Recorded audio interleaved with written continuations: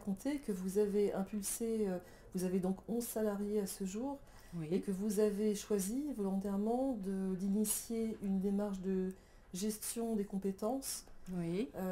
qui s'est traduite en termes de formation, et tout ça dans l'objectif bien sûr d'accompagner le développement de votre entreprise. Est-ce que vous pourriez nous expliquer un peu comment concrètement vous vous y êtes prise? Alors, il faut savoir que la CGPME nous avait informé sur la gestion prévisionnelle des emplois et des compétences. Mm. Et nous, l'entreprise a 18 ans, elle a une grande partie de ses salariés qui sont là depuis plus de 5 ans.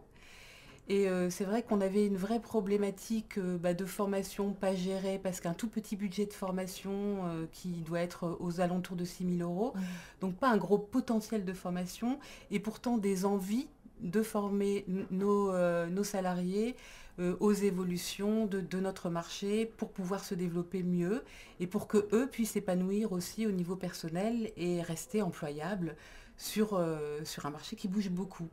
Donc quand on m'a parlé de la gestion prévisionnelle des emplois et des compétences et d'un bilan et d'un consultant qui pourrait nous accompagner, faire un bilan de nos ressources, un bilan personnel de chacun et repositionner chacun dans son rôle, ses compétences et ses évolutions possibles dans l'entreprise, c'est évident que tout de suite j'ai embrayé sur la démarche. Et très franchement aujourd'hui j'en suis extrêmement contente parce que ça a créé chez nous de vrais déclics et une vraie réflexion sur les évolutions de chacun dans l'entreprise, la place de chacun dans l'entreprise et les formations que éventuellement on pourrait leur faire faire.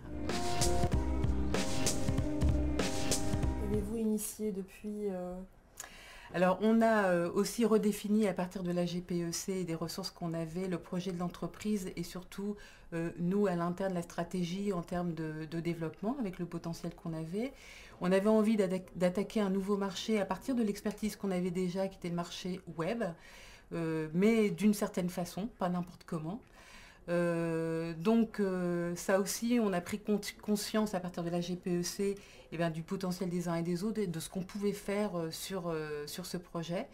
On a donc défini un petit plan de formation, alors là pour nous aider dans la stratégie de développement de ce nouveau département.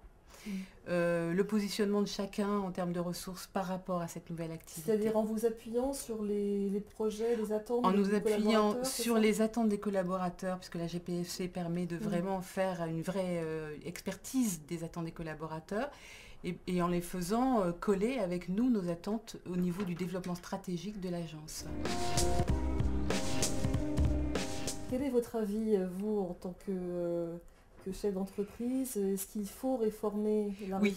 Oui. Oui. Qu'est-ce C'est bien compliqué, C'est bien compliqué. Qu'est-ce qu'il faudrait Très simplifier? franchement, le monde de la formation pour une TPE ou une PME, c'est quelque chose d'extrêmement compliqué. Qu'est-ce qu'il y a de compliqué? On sait qu'on adhère à une OPCA, on ne sait pas très bien ce que c'est qu'une OPCA, mais on verse de l'argent, on a à peu près le montant de l'enveloppe annuelle, mais si on ne creuse pas, on ne sait pas très bien à quoi elle peut servir, comment on peut la répartir.